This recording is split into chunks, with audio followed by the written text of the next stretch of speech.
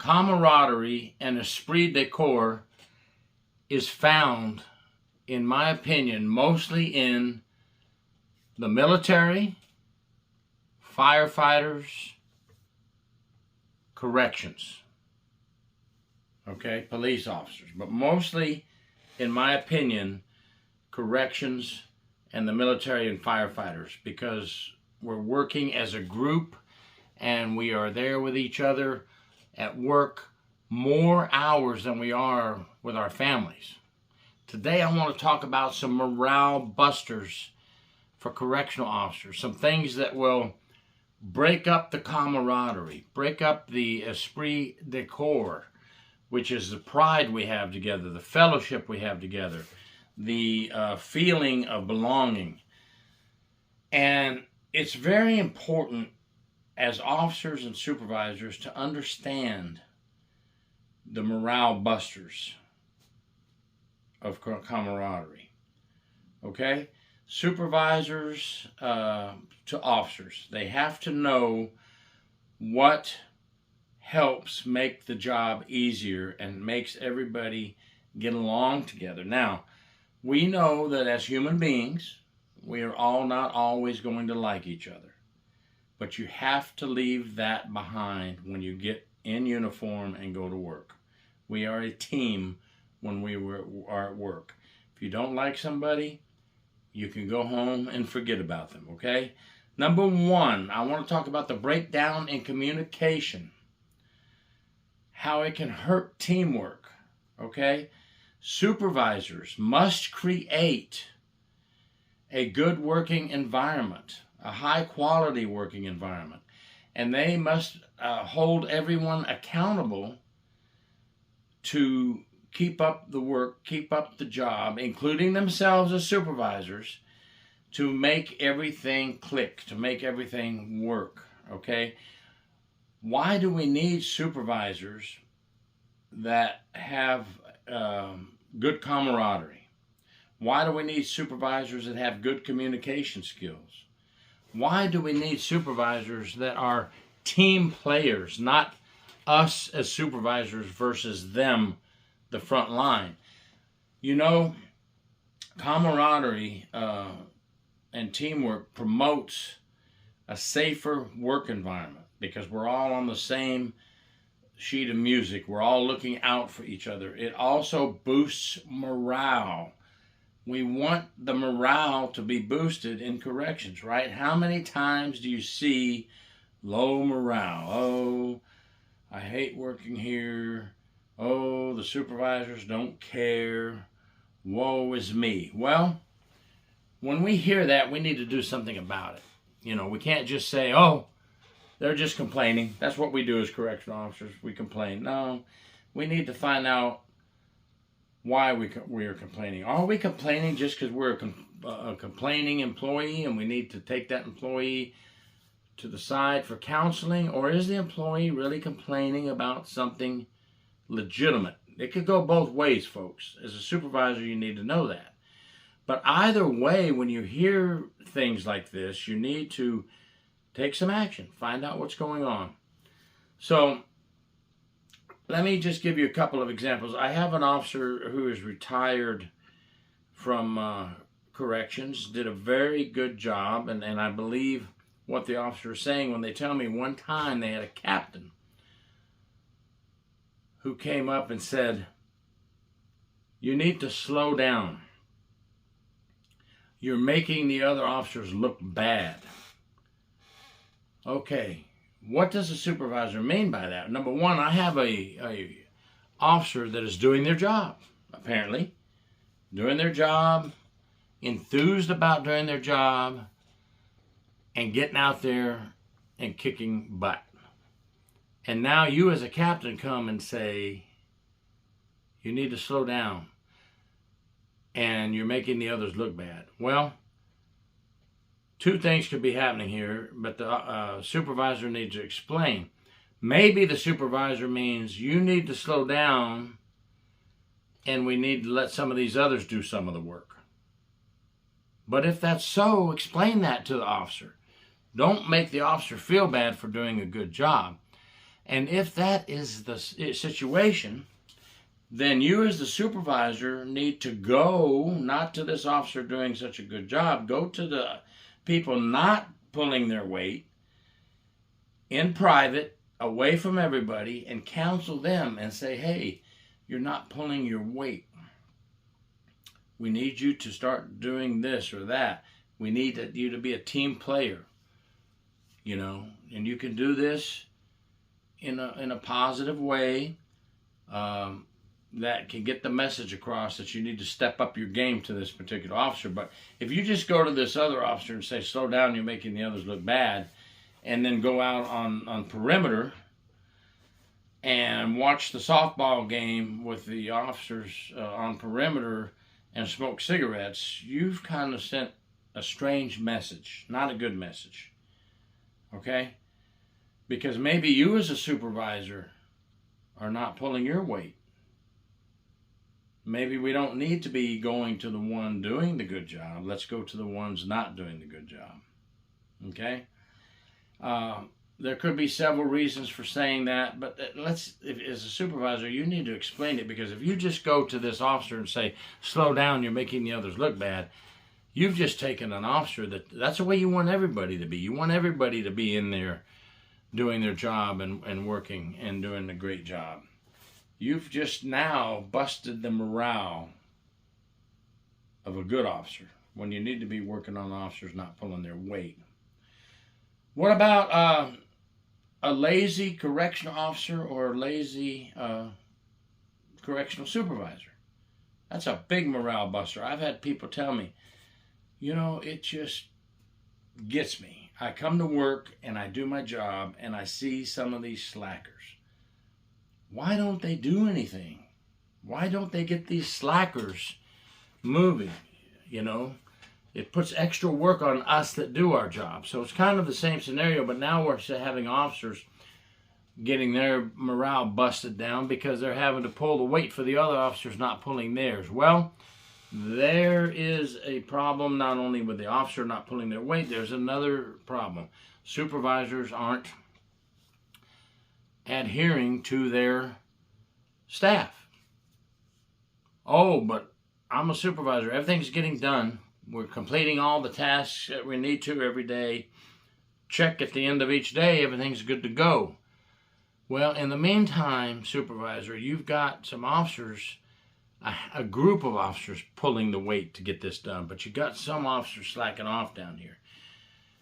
You need to get on it immediately, right? Remember what I said earlier, highly accountable workplace. You need to have a highly accountable workplace. You need to know the culture of your officers and address the situations as they arise. Put out little fires, one piece at a time. Don't let this fire burn until now you have a whole team who has their morale busted. That's your job. That's why you accepted those stripes. That's why you accepted those bars. You don't just get paid that extra money to check off at the end of the day, well, we completed everything, we're done. You have a lot of things you need to look at. The morale of your shift. Who's pulling their weight? Who's not pulling their weight? Okay, now let's go to the lazy supervisor. You know, you're not pulling your weight. This has actually happened to me in a shift that I worked. I was on night shift. We all have been on night shift, right? If you did a full career of corrections, you've had your time on night shift. Well, I'm on night shift, walking by the sergeant's office, doors open. A sergeant is literally, this is the view I saw from the side. I'm going to turn sideways. Sound asleep with his computer going, but some type of video playing on the computer. Sound asleep. I didn't take a picture. Could have stood there and took a bunch of pictures. I didn't report that sergeant. Okay, should I have reported that sergeant? I say no, I shouldn't have gone higher up the ladder, and I didn't. I probably should have talked to that sergeant. You know, I was younger then. I should have talked to that sergeant in private, away from everybody. I just let it go. So it is my duty as an officer to help get the team morale going. The sergeant obviously was not. And it became the talk of the town because other officers would take their break and go by there and see the same sergeant sleeping. It was the talk of the town. And nobody went to tell this sergeant what it looks like. I think now that I'm older, and I should have said, Sarge, away from everybody. Sarge, went by the other day, you were sound asleep, your door was wide open, the shift is talking about it, others have seen you sleeping on duty. It's bad for the morale, and bad. Now, he may have jumped my butt, but what could he do? You know, I'm gonna write you up? No, he's not gonna write me up. I'm talking to him about a situation to help him. So, you know, but you might get that kind of feedback. But I think if I would go back in time now and know what I know now, I would have talked to that sergeant in private. If I'm wrong, somebody let me know, please. But I don't think I'm wrong. I think the sergeants can have some constructive criticism at times as well from a frontline officer, okay? As long as you do it respectfully and tactfully, okay? Now, what about grumpy supervisors versus how can I help supervisors? This was always a big one with me. I have seen some sergeants answer, hey, we need some help, Sarge. We have this situation going on, and I'm not able to do the med pass, deal with the suicidal inmate that I'm about to put on suicide watch or request to put on suicide watch, and now the food cart's coming. Answer from sergeant, this is a true answer. What do you want me to do? Ship you another officer? When the same situation has arisen in the same jail, but with another sergeant. All right, man, I'm coming down. I'll run the control room. You take care of this, that. And that sergeant came down and either ran the control room or went out there and helped feed or went out and took care of the suicidal issue. Whatever. That sergeant came and helped. Who do I respect more? Who do I respect more? Pretty obvious, isn't it? I respect that sergeant that said, I'm here to help. Those stripes don't make you so great that you don't have to do anything, that you don't have to step in and help sometimes. No, you're a supervisor. You have supervisor duties. You have other duties different from the front line, but does it hurt to step in sometimes? How about the supervisor that walks in your dorm, whether it's prison or jail, to check in and sign the logs, you know, doing their rounds as they should. They walk in, grumpy, don't say a dang word, nothing. Your log. Toss the log back on the thing and leave. Leave. That's it. And then you and your partner say, wow, well, that was a nice conversation. How you doing? How you doing, Sarge? I hope you're okay. You know, nothing. Or the supervisor that walks in, hey, folks, how's the evening been going? How's the day been going? How's the afternoon been going? Any problems? Any problems you run into? Anything you need? Is there supplies that you don't have that you need to get your job done? Okay. All right, let me see your log. All right, log's up to date. Perfect. Let me sign. All right. Now, you know where to get a hold of me. Call me. Call me if you need something. I'm always here. That's what I'm here for. Wow. Which supervisor makes my day better?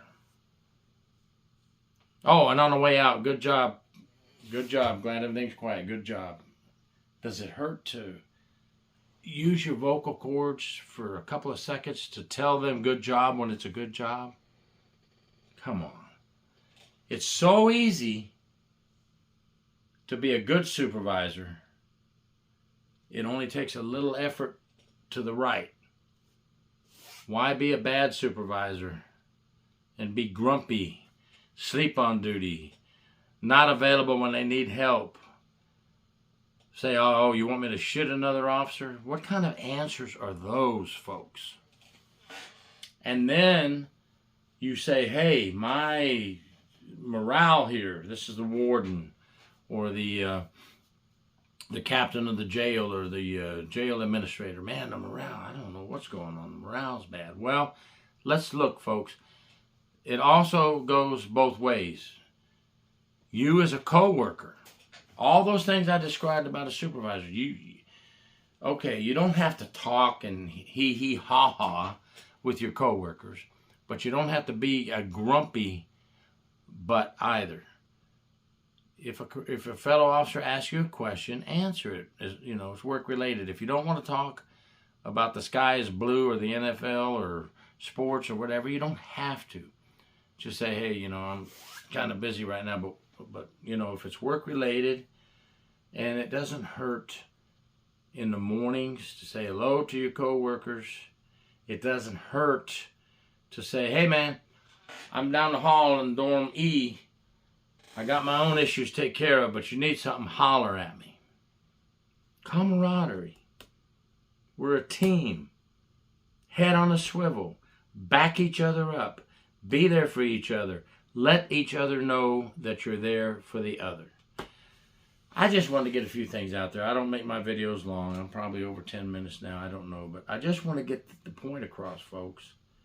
Teamwork, camaraderie, esprit de corps. Let's do it. It'll make your shift better. Supervisors, it'll make your life better. Front line, it'll make your life better on the front line. Working together, getting the job done together as a team promotes safety, promotes teamwork, promotes camaraderie, promotes good morale. It can be done, folks. Instead of just, woe is me, what a terrible job, I hate it here, oh, this is bad. Get out of that trench, folks, and fix it. Thank you. Gary York, True Prison Stories. Please subscribe.